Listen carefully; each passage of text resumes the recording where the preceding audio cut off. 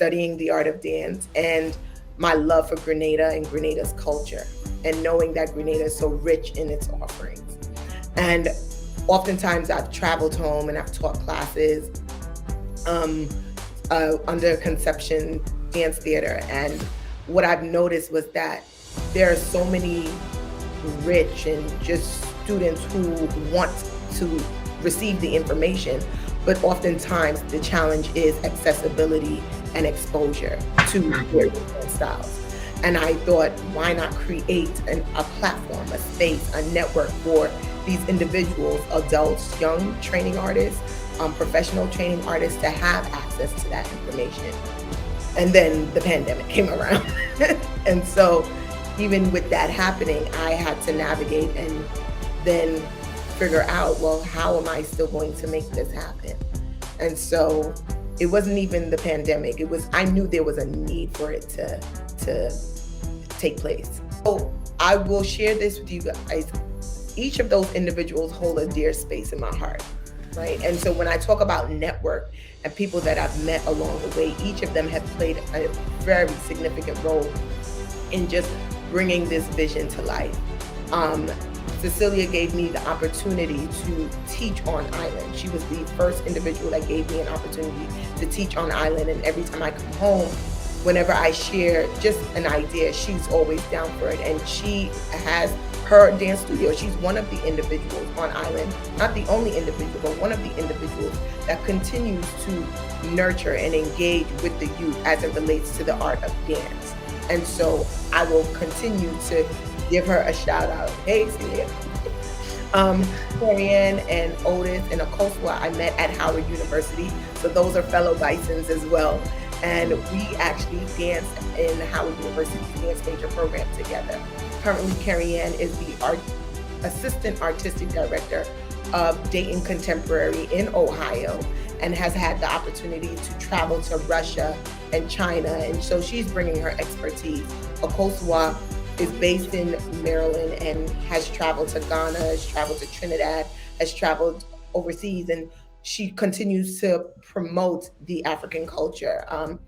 Alex is based in London, and he's actually of Grenadian descent. People don't know, but he is also my cousin.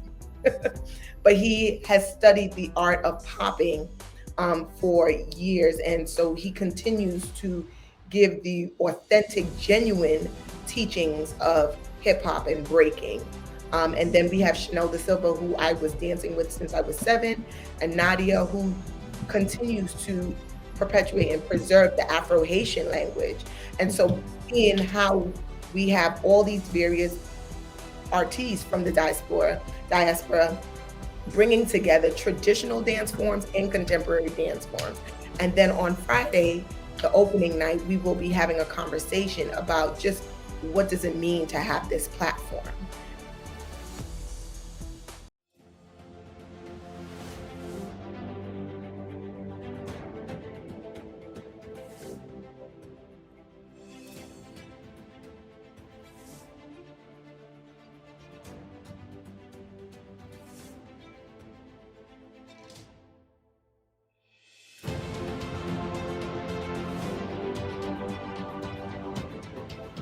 I believe a class of medication that is more or less being overused here in Grenada is antibiotics. I think that's just the number one. That's the number one thing. Before, even now with this COVID thing, everyone is running to buy antibiotics, or they're running to ask for antibiotics, not knowing that. I'm not saying that we as pharmacists would just give it out, but in the event that they do find ways to purchase it or whatever.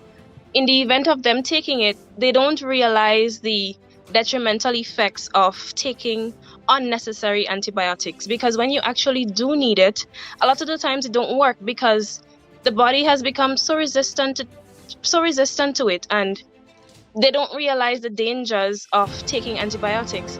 A lot of the time patients would come for a cold, and we know better. Unless there is some bacterial infection, an antibiotic wouldn't work for the cold, or even with like a toothache. That doesn't necessarily mean that you would need antibiotics. Sometimes you just need a simple painkiller and that's it.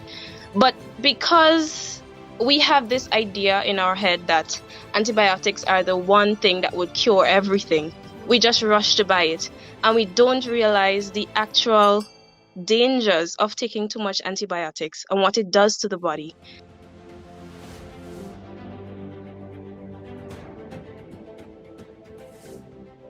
Not have been consulting the experts. So we find that as I drive around the country or move around the country, you hear different people ask different questions. Okay, some of them tell you what they are using and where they got it from, and some may be getting results, some are not getting results. What I can say is that at this period of time, there has been no specific research done to accumulate the data as to how people have been behaving. Okay, but we have seen a number of observations, and there are a number of plants that have been used and that are being used, in this time. What I want to do is to give you, a lot of people consider themselves experts or have emerged as experts, are selling plants and advising people of plants.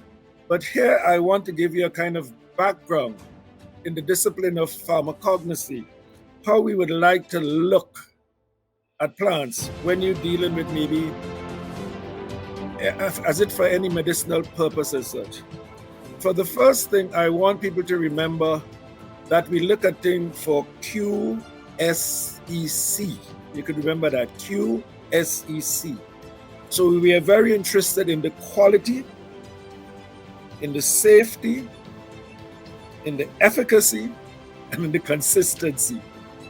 QSEC. So quality, safety, efficacy, consistency. Yes, QSEC. Right. Very important, okay?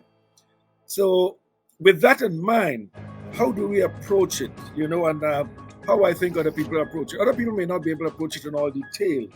But first of all, you should have some knowledge or information about the ethnobotany or the ethnopharmacology or the cultural use maybe of the plant.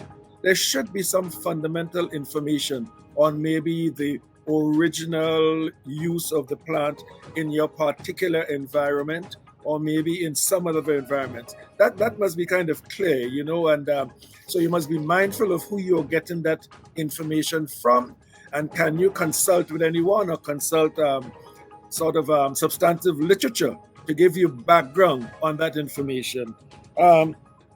One must then be able to identify the plant correctly.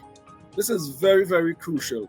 People could get into problems with you may have heard about a plant, you may have read about a plant, you may go on Google, but there are certain subtleties in some plants that you may run into confusion with, and these could cause more problem than helping, okay?